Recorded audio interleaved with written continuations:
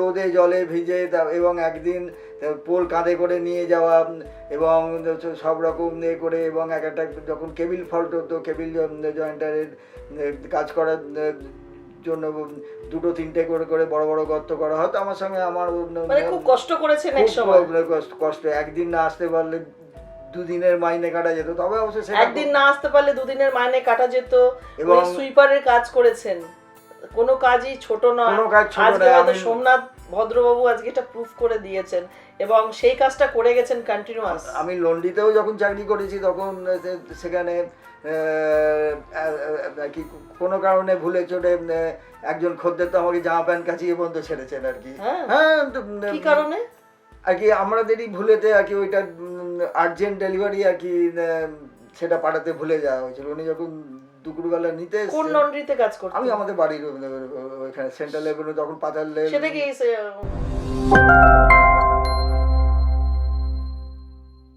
Welcome back to my positive channel, A Cup of Cha with Arunima.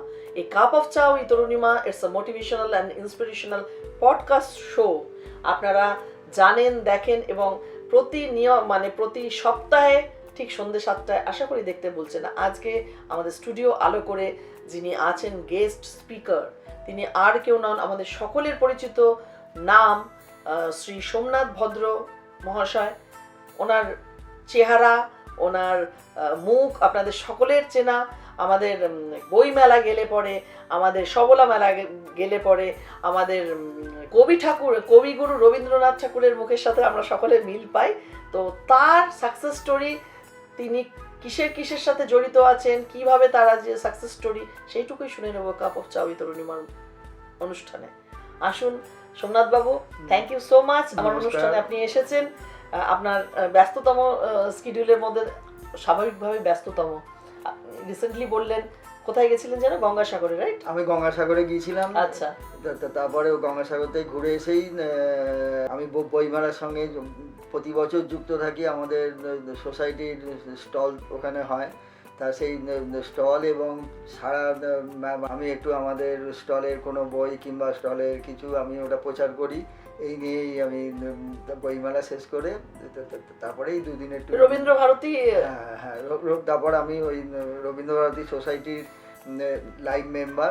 আচ্ছা, Rabindra Bharati society live member, মানে একটা চেহারা যেটা সকলে বিশ্ববিদিত একজন মানুষের চেহারার সাথে মেলে।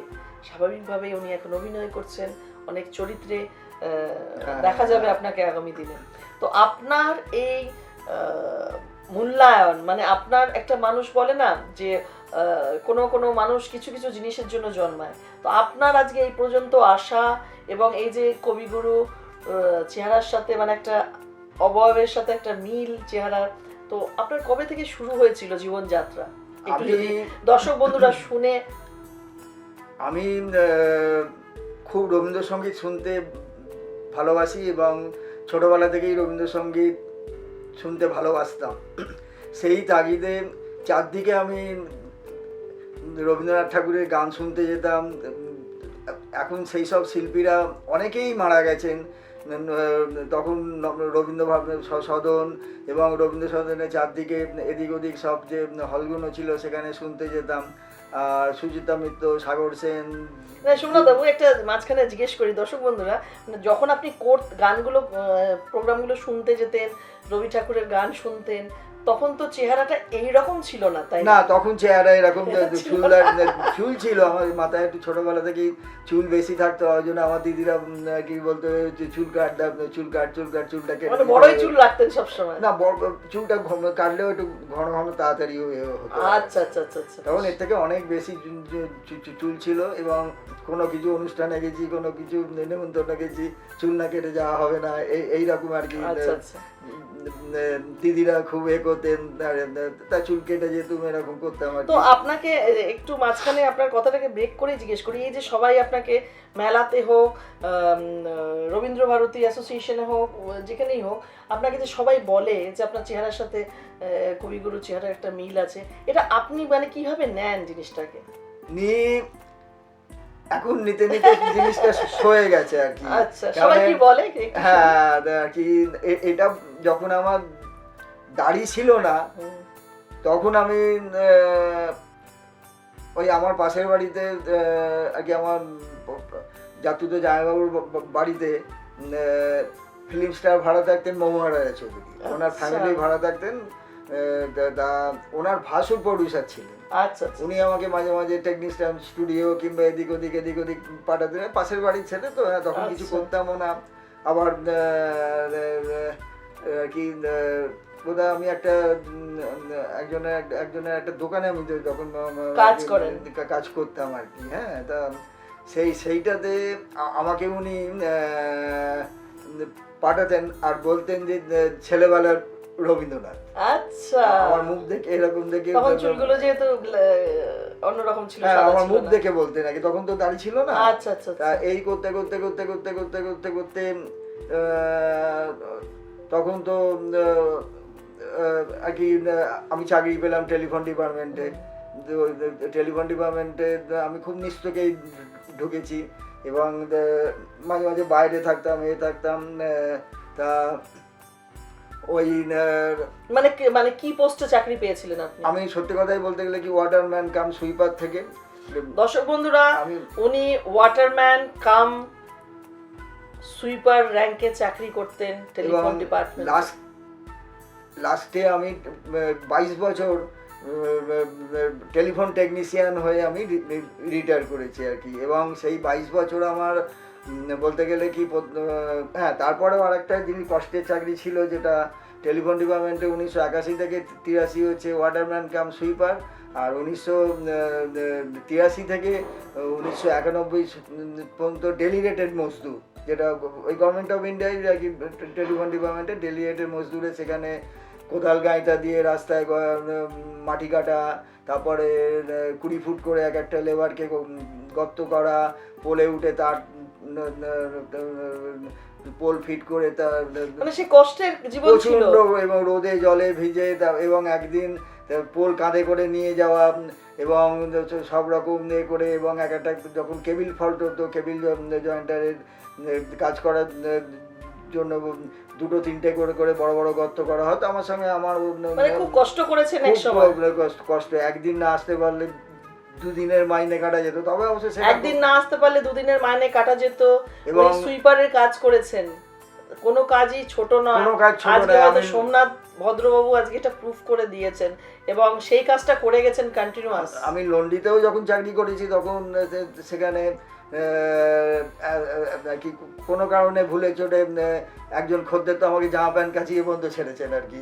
হ্যাঁ, কি কারণে আর কি আমাদেরই ভুলেতে আর কি ওইটা আর্জেন্ট ডেলিভারি আর কি সেটা পাঠাতে ভুলে যাওয়া হয়েছিল। উনি যখন দুপুরবেলা নিতে, কোন লন্ড্রিতে কাজ করতেন? আমি আমাদের বাড়ির ওইখানে সেন্ট্রাল লেভেলে যখন পাঠালে। সেটা কি গভর্নমেন্টের চাকরিটা করার আগে? গভর্নমেন্টের চাকরি আগে। এবং যখন আমি টেলিফোন ডিপার্টমেন্টে 4 ঘন্টা চাকরি পাই, সেইটা আবার ওইখানে এসে আবার আমাকে মালিক ছাড়েনি, তা আমি আবার ওই বিকেলবেলা থেকে আবার ওইখানেও রাত্রি 8টা পর্যন্ত আবার কাজ করেছি। এত কষ্ট করেছেন? হ্যাঁ, আমার মা বাবারাও খুব কষ্ট করেছেন। মা বাবা কষ্ট করেছেন, পাশের বাড়ি ভগবান তুল্য জ্যাঠাইমারা ছিলেন, মানে আমার শুনেই ভীষণ ইয়ে লাগছে। সেই জ্যাঠাইমারা বাড়িতে ঠোঙা বন্ধ করে দিয়ে গেছেন এবং দিদির বিয়ে দেওয়া থেকে আরম্ভ করে সবকিছুই করেছেন আর কি। এটা না বলে থাকা যায় না। না না, মানে মা বাবাও কষ্ট করেছেন, তার সাথে উনি এত ভাবে মানে আপনাকে একদিন জামা কাপড় মানে কাচিয়েছে। হ্যাঁ, ভয়ের চোটে সেই চাকরি ছেড়ে দিয়ে চলে আসিনি আর কি। ভয়ের চোটে। দর্শক বন্ধুরা, বন্ধু ভাই বোনরা, তোমরা যারা এই অনুষ্ঠানটা দেখো, এই cup of cha with Arunima অনুষ্ঠানটা তোমরা যারা দেখো, এটা কিন্তু নট এ গ্ল্যামারাস প্রোগ্রাম। এটা কিন্তু একান্তভাবে motivational and inspirational podcast show, যেখানে একটা মানুষের সাকসেস স্টোরি নিয়ে আমরা চলে আসি এই কাপ অফ চা উইথ অরুণিমার অনুষ্ঠান নিয়ে। এখানে হয়তো গ্ল্যামারটা সেইভাবে পাবে না, কিন্তু আজকে একটা মানুষ, শ্রী সোমনাথ ভদ্র মহাশয়, ওনাকে তোমরা সবাই জানো, সবাই ওনার চেহারা দেখে হাসে, তাকায়, কিন্তু তাকে কতজন লোক এসে তাকে সাহায্য করে আমি জানি না, কিন্তু সে তার লাইফে এত কষ্টও করেছে। কষ্টটা শুধু এখানেই নয়, এবং সেই কাজ করতে করতে অনেক বিপদ থাকতো। ধরুন ইনসুলেটারে বাস্ক, একদিন এমন হলো ইনসুলেটারে বাস্কের পেরেক ছিল, সেই পেরেকটা পুরো পায়ের মধ্যে ফুটে গেল এবং পায়ের মধ্যে ফুটে যেত। তারপরে ইনসুলেটারের কাঁচ হাত কেটে যেত, কারণ এক একটা পোলের উচ্চতা থাকতো 20 ফুট, 24 ফুট, 30 ফুট, এরকম তার সেই রকম উঁচুতে উঠে উঠে উঠে উঠে কাজ করতে হতো। এবং এই কাজ করতে করতে করতে করতে আমি যখন পার্মানেন্ট হলাম 1992 সালে, 92 সালে পার্মানেন্ট হওয়ার পর 2 মাস বাদেই আমি অ্যাক্সিডেন্টে পড়লাম এবং 24 ফুট উঁচু থেকে একদম পোল সমেত নিয়ে পড়ে আমার উড়ু ভেঙে যায় এবং আমি তারপরে আর ফিল্ডে কাজ করতে পারিনি। আমি 6 মাস 24 ফুট আমার পোল পুরো নিয়ে উল্টো দিকে পড়ে আমার দাবনার ওপর পড়ে এবং পুরো উড়ু একদম টুকরো টুকরো 5খানা টুকরো হয়ে যায়। সেই টুকরো সেইটা আবার ডিপার্টমেন্ট আবার আমাকে, তখন যেহেতু পার্মানেন্ট হয়ে গিয়েছিলাম, আমাকে সারিয়ে দেয় এবং সারিয়ে 6 মাস 7 মাস আমি 6 মাস। এইদিকে তাকিয়ে বলুন, বন্ধুরা শুনুক, আপনার মুখটা দেখুক, আপনি কত কষ্ট করেছেন, মানুষ জানুক। 6 মাস মানুষের there is a no shortcut to any success. সবাই সাকসেস একদিনে পায় না, সবাইকে মানুষ তুলে নিয়ে গিয়ে চাকরি দেয় না, সবাইকে মানুষ তুলে নিয়ে গিয়ে হিরোইন বানায় না, সবাইকে মানুষ তুলে নিয়ে গিয়ে আসনে বসায় না, সবাইকে মানুষ তুলে নিয়ে গিয়ে পলিটিক্যাল পদে বসায় না। আজকে সোমনাথ বাবুর মতো মানুষও আজকে এইভাবে কষ্ট করেছেন এবং প্রতিনিয়ত সে আজকে এখানে দাঁড়িয়ে আছেন। তার একটা চেহারার পজিটিভিটি ঈশ্বর হয়তো দিয়ে দিয়েছিলেন তার মুখে এবং চেহারার অবয়বে। আজকে সে 24 ফুট পোল নিয়ে ভেঙে পড়েছিলেন, উরু ভেঙে গেছিল। সুইপারের কাজ করেছেন, তারপরে লন্ড্রিতে কাজ করেছেন। আমি রিয়েলি আমার চোখে জল আসছে যে লন্ড্রিতে কাজ করেছিলেন, কোনো একটা ভুলবশত তাকে জামা কাপড় কাচানো হয়েছিল তারপরে ক্লায়েন্টের বাড়িতে। তারপরে 6 মাস বাড়িতে থাকার পর আমি আবার জয়েন করি। তখন আমি হেড অফিসে জয়েন করি। হেড অফিসে জয়েন করার পর 7 বছর বাদে 7 বছর হেড অফিসে ছিলাম। তখন পার্মানেন্ট যেহেতু হয়ে গিয়েছিলাম, পার্মানেন্ট হয়ে যাওয়ার পর তখন ওটাকে বলা হতো রেগুলার মজদুর। তা রেগুলার মজদুর এসব ফাইলিংয়ের কাজ, এদিক ওদিক কোথাও কিছু আনতে যাওয়া, ওই আমাকে মাঝে মাঝে আর কি স্টোরে পাঠাতো। মানে এইটা করতে করতে আপনি রিটায়ার করলেন কবে বলছি? তা এই করতে করতে করতে করতে করতে আমি 2020 সালে রিটায়ার হই। কিন্তু তার মাঝখানে হয়েছিল আমি যখন 7 বছরের মতন হেড অফিসে ছিলাম, তারপরে অনেকেই পরীক্ষা দিত, এদিক শুনতাম যে কেউ ফোন মেকানিক হয়ে গেছে, এটাও হয়ে গেছে, সেটা হয়ে গেছে। আর আমি দেখলাম যে আমাকে এইভাবে তো বসে থাকলে চলবে না। ক্লাস 3 থাকলে, ক্লাস 4 থাকলে হবে না। তার হঠাৎ দেখলাম যে একটা পরীক্ষার সুযোগ এসে গেল, তো টেলিফোন মেকানিক। তা কবেকার কথা? সেটা ওই 1998 সালে। 1998 সালে টেলিফোন মেকানিক। মানে আপনি রিটায়ার করলেন কবে? 2020-তে রিটায়ার করলেন। তারপরে এই যে আপনার বইমেলা এবং রবীন্দ্র ভারতী অর্গানাইজেশনের সাথে থাকা এবং এই যে আপনার চেহারা ধীরে ধীরে যে এরকম একটা টার্ন আপ নিল, এই ব্যাপারে একটু শুনতে চাই। এই ব্যাপারে বলতে গেলে কি, আমি ওই কাজ করতে করতেই, দর্শকদের দিকে তাকিয়ে বলুন, ওনারা শুনছেন আপনাকে। কাজ করতে করতেই তখন আমি রবীন্দ্র ভারতীতে আসতাম। তখন রবীন্দ্র ভারতীতে ওই 25শে বৈশাখ 22শে সময়তেই আসতাম। তারপর মাঝখানে আর কোনো যোগাযোগ থাকতো না, অফিস নিয়েই তো ব্যস্ত থাকতাম। সেই এরম করতে করতে করতে করতে আজ থেকে বোধহয় 10-11 বছর আগে বলছি যে আমাদের তখন কে প্রথম বললো যে আপনার চেহারাটা একটু লাগছে? এখানে অনেক জিনিস আছে যে যেটা ওই 22শে শ্রাবণ প্রোগ্রাম হতো আমাদের সোসাইটি। আমার তখন সোসাইটির সম্পাদক ছিল, এখন ওনার 100 বছর এই পূর্ণ হয়ে আর কি অনুষ্ঠান হলো সেদিনকে, আনন্দবাবুর 100 বছর। তো উনি আমাকে সোসাইটিতে দেখতেন এবং 22শে শ্রাবণের 5-6 দিন আমি বিভিন্ন ওখানে জায়গায় বসে বসে বসে বসে দরজায় দাঁড়িয়ে দাঁড়িয়ে কান পেতে গান শুনতাম আর কি। আচ্ছা আর উনি আমার হাত ধরতেন এ করতেন। ওনার ছেলে হচ্ছে সিদ্ধার্থ মুখোপাধ্যায়, তখন তার অল্প বয়স, আমাকে একদিন করলেন কি, আর এখন যেমন আমাদের চিত্ততোষ মুখোপাধ্যায়, আশুতোষ মুখোপাধ্যায় নাতি সেক্রেটারি, তখন সেক্রেটারি ছিলেন, কেন্দ্রীয় এক মন্ত্রী ছিলেন। যাই হোক, আপনার চেহারাটা নিয়ে বলুন, মানে সে হ্যাঁ সেই তো বলছি। তা উনি আমাকে ওখানকার লাইভ মেম্বার করলেন। আচ্ছা লাইভ মেম্বার করার পর তারপর আনন্দবাবু মারা গিয়েছিলেন। আর তখন তো আমি ওই একদিনই আসতাম। এই করতে করতে করতে ওনার ছেলে আমাদের সোসাইটিটাকে বেশ ভালো রকম চাঙ্গা করে তুললেন আর কি। তা আমাদের সবসময় সোসাইটিতে প্রতি বুধবার আসা হতো। কে আমি জানতে চাইছি একটু পার্টিকুলার একটা জিনিস, আপনার এই চেহারাটা যে ডিফারেন্ট, সেটা কে আপনাকে প্রথম বললো? বলছি, এবং আমাদের একদিন হঠাৎ রবি তীর্থেতে প্রোগ্রাম হচ্ছে রবীন্দ্রভারতী সোসাইটির তরফ থেকে। কোথায় হচ্ছিল অনুষ্ঠানটা? রবি তীর্থে। আচ্ছা, সেই রবি তীর্থেতে আমি গেছি। আমি তখন আইসিআর হতো। কত বছর আগেকার ঘটনা এটা? বলছি তো 8-9 বছর 10 বছর এরকম হবে, কেননা বুঝতে পারছেন তো দায়িটা এত বছর। সোমনাথ বাবু, এই যে আপনার একটা বিশেষ চেহারার একটা যেটার সাথে সবাই মেল করে আর কি, আপনাকে দেখেছি অনেক সময় বইমেলাতে গিয়ে বা যেখান থেকে আপনার সাথে আমার আলাপ, আপনার কিরকম মনে হয় সবাই যখন বলে আপনাকে রবি ঠাকুরের চেহারার সাথে মিল আছে, কিরকম লাগে? অনেকেই বলে, হঠাৎ দেখে চমকে যায়, হঠাৎ দেখে এই করে, এটা ভালো লাগে আমাকে দেখে।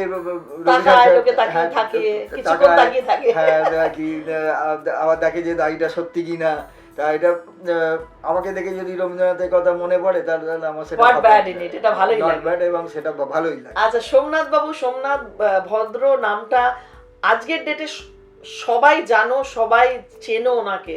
বিশেষ করে আমরা যে মেলবন্ধনের জায়গাগুলো, যেখানে আমরা মেলা যেটাকে বলি, প্রত্যেকটা মেলাতে ওনাকে আমরা দেখতে পাবোই, নানান স্টলে, কোনো না কোনো স্টল ওনার, যে স্টলে উনি থাকেন এবং উনি ভিড়ের মধ্যেও সবসময় থাকেন।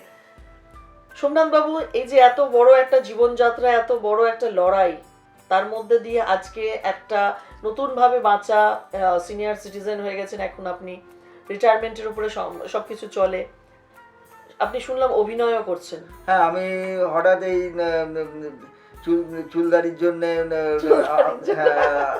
আর কি প্রথমে চান্স পেলাম অপরাজিততে। অপরাজিততে রবীন্দ্রনাথের চরিত্রে পাঠ করি। আর তারপরে চান্স পেলাম সাজঘর, সেটা প্রসেনজিতের সঙ্গে মহাজাতি সদনে, সেটাও রবীন্দ্রনাথের চরিত্রে চান্স পেয়েছিলাম এবং করেওছি। সাজঘর এখনো বেরোয়নি, অপরাজিত দেখিয়ে দিয়েছে। আর নিমফুলের মধুতে যেটা রানিং চলছে, সেটা দুবারই আর কি রবীন্দ্রনাথের চরিত্রে পাঠ করি আর কি। বাহ বাহ, ভীষণ ভালো। মানে রবীন্দ্রনাথের চরিত্রে এরকম একটা, মানে এই চেহারাটাকে মানুষ এনক্যাশ করছে এবং আমি ভীষণ খুশি আজকে সোমনাথ বাবু। কেন, আমার অনেকদিন ধরে ইচ্ছা ছিল যে আপনার সাকসেস স্টোরি, আপনি আজও জীবনে এত কষ্ট করে আজকে যে জায়গায় দাঁড়িয়ে আছেন, সেটা আমি আমার বন্ধুদের, আমার দর্শকদের সামনে তুলে ধরবো যে মানুষের কতখানি কষ্ট থাকে জীবনে, তারপরেও সে হার মানে না, রাইট? তো আপনি আজকে এত লড়াইয়ের পর আজকে যেখানে দাঁড়িয়ে আছেন, আপনি আমাদের যুব সমাজকে কি বলবেন? হ্যাঁ, যুব সমাজকে বলবো, কষ্ট করলে ঠিকই ফল পাওয়া যায়। মানুষকে খাটতে হবে। কেউ বই পড়ে খাটে, কেউ আবার হার্ড জিনিস নিয়ে খাটে, এবং যদি খাটতে পারা যায় তার ফল ঠিক পাবে। মানে কাজ করে যেতে হবে, কাজ করতে হবে, কাজ করে যেতে হবে। আগামী দিনে আরো কিছু কাজ আসছে। হ্যাঁ, অভিনয় তো বলেছে অনেকেই। আমার ইচ্ছে থাকলো ডিজে ম্যাক্স ক্রিয়েশনে আপনার সাথে মানে ছবিতে কাজ করার। ভীষণ ভালো লাগলো আপনি এসেছেন। আমার হ্যাঁ, মানে আমার মাঝে মধ্যে একটা ফিলিংস হচ্ছে, বুঝি রবি ঠাকুর পাশে বসে আছেন। এনিওয়ে, একটা মানুষের চেহারা অবিকল কিরকম ঈশ্বর প্রদান করেন, তাই না? দাড়িটা আমার হয়েছিল, আমাকে একটু দাড়ি যখন বেড়ে যায় তখন রবি তীর্থে গোলপাক রামকৃষ্ণ মিশনের সুপর্ণানন্দ মহারাজের সঙ্গে আমার দেখা হয়েছিল। উনি আর্ট গ্যালারিতে আমাকে ডেকে রবীন্দ্রনাথের ছবির সামনে বলেছিলেন যে আজ থেকে আপনি চুলদাড়ি কাটবেন না, সেটা 10 বছর আগে। তা যাওয়ার সময় বলে গিয়েছিলেন আমি যতবার দেখবো আপনাকে চুলদাড়িতেই দেখবো। তা সেই থেকে আমি চুলদাড়ি কাটি না। আর কাটে ওনার স্বামীজির কথায় আপনি চুলদাড়ি কাটেননি বলে আজকে এতটা মানে আশীর্বাদ বলুন। হ্যাঁ, ওটা আশীর্বাদ বলুন। হ্যাঁ, আমার সঙ্গে দেখা হয়েছিল এই মাস 3 আগে একবার দেখা হয়েছিল। ইউনিভার্সিটি ইনস্টিটিউট হলে ছবি তুললেন আমার সঙ্গে, আমি ছবি তুললাম ওনার সঙ্গে, এটাই দেখা হলো। এনিওয়ে খুব ভালো লাগলো আপনার সাথে কথা বলে। এমন একজন আপনি আমার অনুষ্ঠানে এসেছেন, আবার নিশ্চয়ই দেখা হবে নতুন ভাবে, নতুন চরিত্রে, তাই না? হ্যাঁ, ভালো থাকবেন। আপনিও ভালো থাকবেন, সবাই ভালো থাকবেন। বন্ধুরা, আজকে সোমনাথ ভদ্র মহাশয়ের জীবন কাহিনী তোমাদের সামনে তুলে ধরলাম। বুঝতেই পারলে there is no shortcut to any success. কষ্ট করলে কেষ্ট পাওয়া যায়। উনি অনেক কষ্ট করেছেন। আজকে ওনার চেহারার মধ্যে ঈশ্বর হয়তো দিয়ে দিয়েছেন এমন একটা জাদু যে আজকে উনি কিছু না কিছু মধ্যে যুক্ত থাকতে পারছেন। তোমরা ভালো থেকো, সুস্থ থেকো, আনন্দে থেকো। আমাদের এই অনুষ্ঠানটা দেখতে থাকো। প্রতি শুক্রবার সন্ধ্যে 7টায় এ cup of cha with Arunima. চা খাওয়ার অনুষ্ঠানে চা খেতেই ভুলে গেছি। চা অলরেডি ঠান্ডা। কেমন? অলরেডি ঠান্ডা, কিন্তু চাটা খেয়ে নেবো আমরা। তোমরা ভালো থেকো, সুস্থ থেকো, আনন্দে থেকো এবং দেখতে থাকো এই cup of cha with Arunima. And always believe in karma. নমস্কার। নমস্কার।